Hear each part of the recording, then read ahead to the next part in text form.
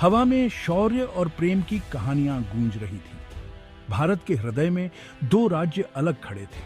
अजमेर, जिस पर शासन करते थे निडर पृथ्वीराज चौहान, कन्नौज, जो थी खूबसूरत राजकुमारी संयुक्ता का घर।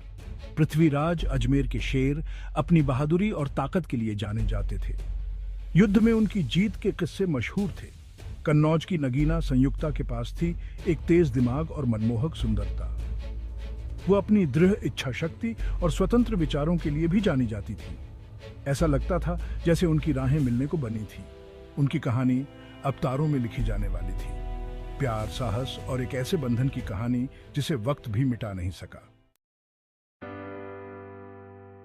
संयुक्ता की खूबसूरती के चर्चे पृथ्वीराज तक पहुंचे। उन्होंने उनकी बुद्धिमत्ता और शालीनता के बारे में सुना। उनकी उत्सुकता बढ़ी और वो इस असाधारण राजकुमारी से मिलने के लिए बेताब हो गए। संयुक्ता ने भी पृथ्वीराज की बहादुरी के किस्से सुने थे। उनकी वीरता और शौर्य ने उन्हें प्रभावित किया। उन्होंने उनमें एक ऐसा राजा देखा जो उनके आदर्शों को समझता था। हालांकि वो दोनों कभी नहीं मिले थे, उनके बीच एक चिंगारी जरूर भड़क उठी थी।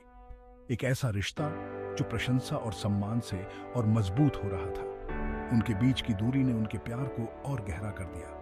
ये एक ऐसे प्यार की शुरुआत थी जो किस्से कहानियों में अमर होने वाला था। कन्नौज के राजा जयचंद एक घमंडी और महत्वाकांक्षी इंसान थे। उन्हें शक्ति और पहचान की भूख थी। उन्हें अपनी स्थिति मजबूत करने का एक मौका दिखा। उन्होंने अपनी बेटी संयुक्ता के लिए स्वयंवर करने का फैसला किया। दूर दूर से राजा और राजकुमार आमंत्रित थे, सिवाय पृथ्वीराज चौहान के। जयचंद पृथ्वीराज से पहले हार चुके थे। वो अभी भी अपने अपमान का बदला लेना चाहते थे। उन्होंने पृथ्वीराज को स्वयंवर में आने से मना कर दिया, उन्हें नीचा दिखाने की उम्मीद से। लेकिन जयचंद प्यार की ताकत और एक सच्चे राजा की हिम्मत को कम आंक रहे थे। उनकी ये हरकत एक असाधारण कहानी की शुरुआत करने वाली थी। जब संयुक्ता को अपने पिता द्वारा पृथ्वीराज के अपमान के बारे में पता चला तो वो गुस्से से भर गईं। वो अपने पिता की सत्ता की लड़ाई का मोहरा नहीं बनना चाहती थीं। उन्होंने पृथ्वीराज को अपना पति चुन लिया था।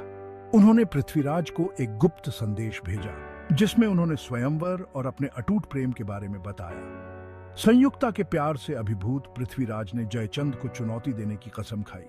वो किसी तानाशाह को अपने दिल के फैसले नहीं करने देंगे। उन्होंने अपने सबसे बहादुर योद्धाओं को इकट्ठा किया और एक साहसिक बचाव की तैयारी की। वो अपनी प्रेमिका को पाने के लिए किस्मत को ही चुनौती देंगे। पृथ्वीराज तक खबर पहुंची कि संयुक्ता ने अपने पिता को चुनौती देते हुए स्वयंवर के द्वार पर उनकी मिट्टी की मूर्ति रख दी है। वो अपनी किस्मत खुद चुनेंगी। जैसे ही समारोह शुरू हुआ और राजकुमार उनकी हाथ जीतने के लिए लाइन में खड़े हुए, पृथ्वीराज और उनके योद्धा महल में घुस गए। अफरा तफरी मच गई। इसी बीच पृथ्वीराज की नजर संयुक्ता से मिली। उस पल समय मानो रुक गया। वो उन्हें इस अफरा तफरी से दूर ले गए। अपनी प्रेमिका को लेकर घोड़े पर सवार होकर भाग निकले। उनका प्यार सामाजिक बंधनों के खिलाफ उनके साहस और बगावत का प्रतीक बन गया। पृथ्वीराज और संयुक्ता के साहसिक भागने की कहानी जंगल की आग की तरह फैल गई। ये सभी बाधाओं पर विजय पाने वाले प्यार का प्रतीक बन गई।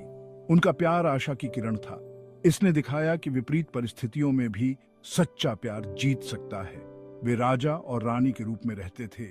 उनका प्यार दिन ब दिन मजबूत होता गया। उनकी कहानी समय से परे हो गई। पीढ़ियां उनके साहस और उनके प्यार की गहराई को याद रखेंगी। पृथ्वीराज और संयुक्ता की विरासत जीवित रही। एक शाश्वत अनुत्पादक की प्रेम और साहस सब कुछ जीत सकते हैं।